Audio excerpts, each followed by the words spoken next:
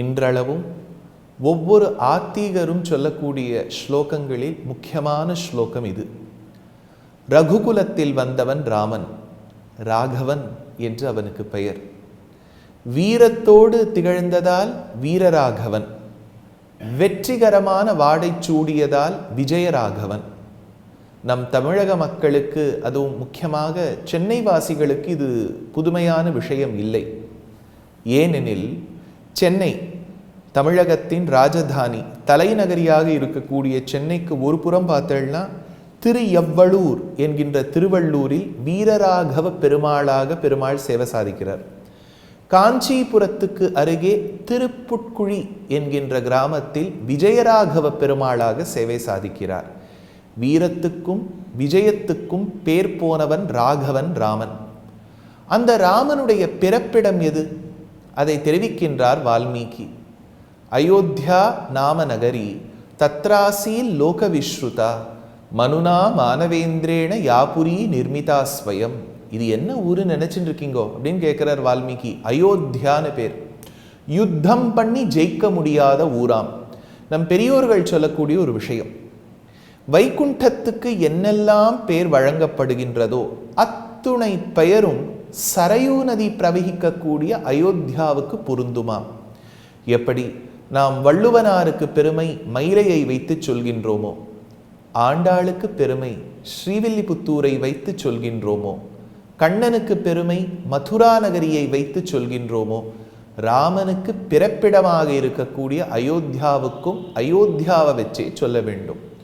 யுத்தம் பண்ணி ஜெயிக்க முடியாத ஊர், சரையு பிரவகிக்கக்கூடிய ஊர், மனுவே ரொம்ப விரும்பி கட்டிய ஊர் என்று இவ்வளவு பெருமைகள் வாய்ந்த இந்த அயோத்தியா என்னும் ஊரில் தனதானியத்துக்கு கொஞ்சம் கூட ஒரு ஒரு பற்றாக்குறையே இல்லையாம். இட் வாஸ், ஆங்கிலத்தில் சொல்லும்போது it was always prosperous.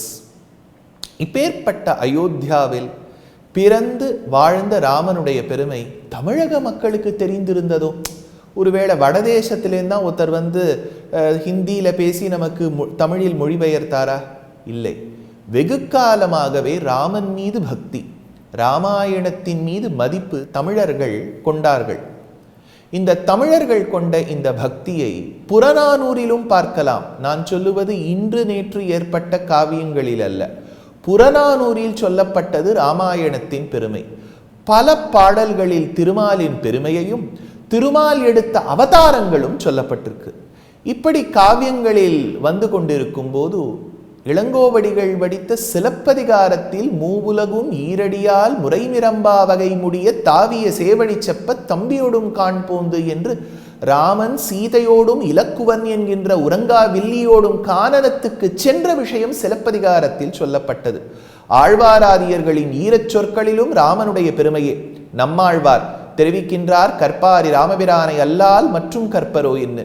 Perumal திருமொழியில் Kulasekarazhwar திருக்கண்ணபுர க்ஷேத்திரம் சென்று ராமனுக்கு தாலாட்டே பாடினார். ஆண்டாளோ சினத்தினால் தென்னிலங்கை கோமானை செற்ற மனத்துக்கினியான், என் மனதுக்கு ரொம்ப பிடித்தவன் ராமன் என்று நம் ஸ்ரீவில்லிபுத்தூரில் பிறந்த ஆண்டாள் நாச்சியார் தெரிவிக்கின்றாள். கம்பரோ 10,348 பாடல்கள் மூலமாக கம்பராமாயணம் என்னும் பெரும் காவியத்தை இயற்றினார். அருணாச்சல கவிராயர் ராமநாடகம் இயற்றினார். பாரத தேசத்துக்கும் இலங்கைக்கும் நடுவில் ஏற்பட்ட பாலமாம் அந்த சேதுவை ரட்சிப்பதற்காக சேதுபதி என்கின்ற மன்னர்கள் ஏற்பட்டார்கள். ஆஹா, வெள்ளியங்குடியிலும் புள்ளம்பூதங்குடியும் கோலவில் ராமனாக வல்வில் ராமனாக சேவை சாதிக்கின்றான். அதே ராமனோ மதுராந்தகத்தில் ஏரி காத்த ராமனாகவும், வடுவூரில் வடிவழகிய ராமனாகவும், புன்னைநல்லூரில் ஷாலகிராம திருமேனியோடும், தில்லைவளாகத்தில் திருபங்கத்தோடும் சேவை சாதிக்கின்றார். நெடுங்குணம் என்கின்ற ஊரில் யோகமுத்திரையில் சேவை சாதிக்கின்றார். ராமனுக்கும் தமிழகத்துக்கும் அப்பேற்பட்ட பெருமை இருக்கும் போது நமக்கு வீட்டில் ஒரு வழக்கம் உண்டு. நம் தமிழர்கள் ஆத்திக பெருமக்களுக்கு ஒரு வழக்கம் உண்டு. வீட்டில் ஏதோ ஒரு நல்ல நிகழ்ச்சின்னு வச்சுக்கோங்க, வீட்டில் பெண்ணுக்கோ பிள்ளைக்கோ கல்யாணம் வச்சிருக்கள், இல்லாட்டா ஒரு சீமந்தம் நடக்கிறது, ஒரு புண்ணியாவசனம் நடக்கிறது, வளகாப்பு நடக்கிறது, என்ன பண்ணுவேள்? முதல்ல போய் குலதெய்வ வழிபாடு என்று செய்வோம்.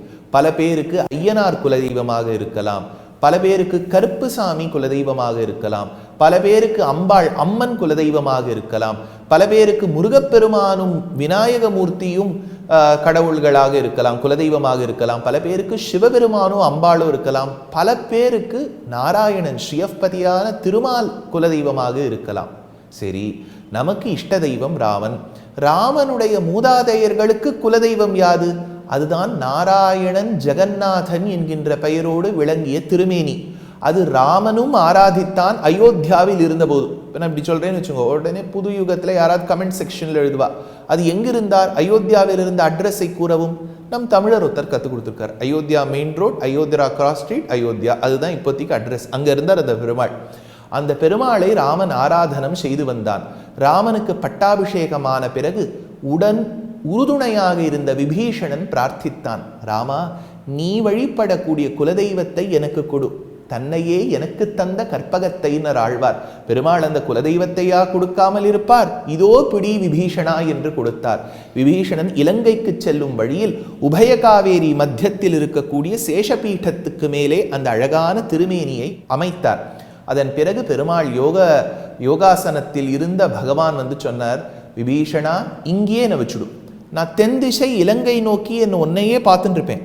ஆனால் இந்த இடம் எனக்கு ரொம்ப பிடிச்சு போயிடுத்துப்பா, தமிழகம் ரொம்ப நன்னா இருக்குப்பா, சோழ தேசம் ரொம்ப நன்னா இருக்குப்பா, குழுகுழுன்னு 2 பக்கம் காவேரி, அந்த காலத்து அவ்வளோ ஓடி இருக்கு போல இருக்கு, அதனால சொல்லியிருக்கார், குழுகுழுன்னு 2 பக்கம் காவேரி ஓடுறது, இதே மணல் திட்டில் நான் இருக்கின்றேன். அந்த ஊரை தன்னுடைய நிருத்தியஸ்தானமாக கருதினாள் ஸ்ரீ மகாலட்சுமி. ஸ்ரீ மகாலட்சுமிக்கு இருப்பிடம் ஸ்ரீரங்கம் என்கின்ற பெயரோடு அந்த நாராயணன், அயோத்தியா மன்னர்கள் வழிபட்ட நாராயணன் இங்கு ரங்கநாதனாக சேவை சாதித்தார். அப்படின்னா நமக்கு இஷ்ட தெய்வம் ராமர், ராமருக்கு குலதெய்வம் ரங்கநாதர், நாம் வணங்கக்கூடிய ராமன் இருப்பது அயோத்தியா, ராமன் வழங்கிய ரங்கநாதன் இருப்பது நம் தமிழகத்தில் என்று சம்பந்தம் ஏற்பட்டது. இந்த ராமன் ராமராஜ்யத்தில் எல்லோருக்கும் நல்ல விதத்தில் நியாயத்தை வழங்கினார். இது கஷ்டித் சர்க்கம் என்று அயோத்தியா காண்டத்தில் பரதாழ்வானை பார்த்து ராமன் கேள்வி கேட்கக்கூடிய விதத்திலேயே தெரிகிறது. ஒரு அட்மினிஸ்ட்ரேஷன்னா எப்படி இருக்கணும், how the king should be completely in control of the law and order. ஒரு மாநிலமோ ஒரு தேசமோ இருக்குன்னா law and order அந்த ஃபர்ஸ்ட் அந்த கண்ட்ரோல்ல இருக்கணும். யார் எப்போ என்ன வேணாலும் பண்ணுவா, செயினை போட்டுன்னு போயிடாதீங்கோ, யாராவது பிக் பாக்கெட் பண்ணிடுவா, யாராவது செயின் ஸ்நாச் பண்ணிடுவான்னா அந்த ஊரில் ஏதோ ஒரு கோளாறு இருக்குன்னு அர்த்தம். மக்கள் ஏன் பீதி கொள்ள வேண்டும்? நானோ உழைச்சு சாப்பிட்டு நான் உழைச்சு வாங்கின எவனாவது ஒருத்தன் திருடின்னு போறானா தட்டி கேட்பதற்கு ராஜாவுக்கு அந்த திரள் இருக்க வேண்டாவோ? மக்களுக்கு உணவு கொடுக்க வேண்டும், மக்களுக்கு எல்லா விதமான ஜலம். இப்போ வந்து குழா அடிச்சு பார்க்கணும் சார், வரவே இல்லை, தண்ணி லாரி வரல, அது வரல, இது வரலன்னு ஒரு ராஜ்யம் இருக்கவே கூடாது. மக்களுக்கு, சாதாரணப்பட்ட மக்களுக்கு அத்தனை சீரும் சிறப்பும் இருக்க வேண்டும். இது எல்லாம் ராமராஜ்யத்துக்கு அடக்கம். அதனால்தான் ராமன் தனக்கு ராஜ்யம் கிடைப்பதற்கு பூர்வம் சுக்ரீவனுக்காக போராடினார், விபீஷணனுக்காக போராடினார். தான் சீதையோடு இணைவதற்கு முன்பு பிரிந்திருந்த தம்பதியான அகல்யா கௌதமரை சேர்த்து வைத்தார்.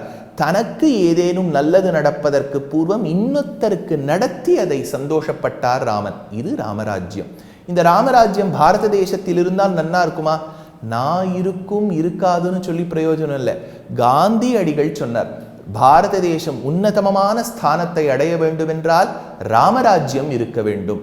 ஏன், காந்தியடிகளையே அவன் சுட்டு கொன்ற போது அவர் இறுதியாக சொன்ன வார்த்தை பல பேர் சொல்லுவது ஹே ராம் அப்படின்னு. நம்ம திரைப்படம் எடுத்துட்டு அதை எடுக்கிறவர் ராமன் மீது நம்பிக்கை இருக்காரா இல்லையான்னு பார்க்க வேண்டாம்.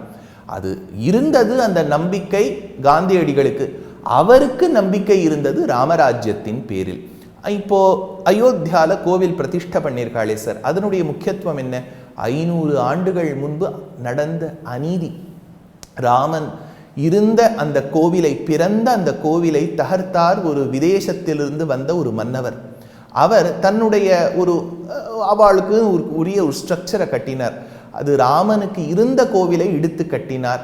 பிற்காலத்தில் ராமன் மறுபடியும் அதை புனர் நிர்மாணம் செய்வதற்கான ஒரு வாய்ப்பை பக்தர்களுக்கு ஏற்படுத்தினார். இப்போ இந்த ராமர் கோவில் கட்டுவதனால் எல்லாருக்கும் நல்லது கிடைச்சிருமா? எல்லாருக்கும்னா கடவுள் நம்பிக்கை இருக்கக்கூடியவருக்கு மட்டுமா? இல்லை. தாய் தந்தையருக்கு பல குழந்தைகள் இருக்கலாம். 4 குழந்தை அப்பா அம்மாவை எனக்கு ரொம்ப பிடிச்சிருக்குன்னு சொல்லுவோம், 1-2 சொல்ல எனக்கு பிடிக்கவே பிடிக்காதுன்னு. அதுக்காக அம்மா நாளைக்கு அதுக்கு வடிச்சு கொட்டாமையா இருப்போ? அந்த நம்பாத பிடிக்காத குழந்தைக்கும் நல்லது நினைப்பது தாயின் குணம். எனக்கு கடவுள் மீது நம்பிக்கை இல்லை அப்படின்னு பல பேர் சொல்லலாம். ஆனா அவர்களினுடைய குடும்பத்துக்கும் நல்லது ஏற்படுத்துவது பகவான் தான். ஒரு தாய் தந்தையர் எந்த விதத்தில் பாரபட்சம் பார்ப்பது கிடையாது. கடவுளுக்கும் அந்த வித்தியாசம் கிடையாது. இருந்து விட்டால் அவர் கடவுளே கிடையாது. டிஸ்கிரிமினேஷன் ஆரம்பிச்சுட்டா he ceases to be God.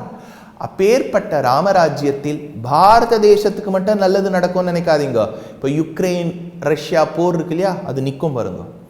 Israel காசால பாலஸ்டைன்ல ஒரு யுத்தம் நடக்கிறதா, அது நிற்கும் பாருங்க. ஒரு நல்லது என்று சனாதன தர்மத்தில் இருந்தால் உலகோர்கள் வாழ்வார்கள். என் மதத்தை கடைபிடித்தால் தான் நான் உன்னை வாழ வைப்பேன். இது நம் சனாதன தர்மத்தின் கூற்று அன்று. நீ எந்த மதத்தில் இருந்தாலும் நல்லவனாகவே இருப்பாய், உனக்கு நல்லதே நடக்கும். அப்படிப்பட்ட இந்த உத்தமமான இந்த நாளில் ராமனுக்காக ஏற்படக்கூடிய இந்த ராம ஜன்ம பூமியின் கணக்கை வைத்துக்கொண்டு எல்லோரும் க்ஷேமம் பெற வேண்டும் என்று பிரார்த்தித்து அமைகிறேன். நமஸ்காரம்.